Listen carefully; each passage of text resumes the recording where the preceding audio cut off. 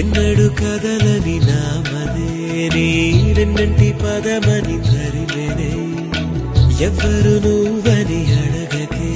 ఈ రెప్పల చాటున దాచుకుంది నిన్నే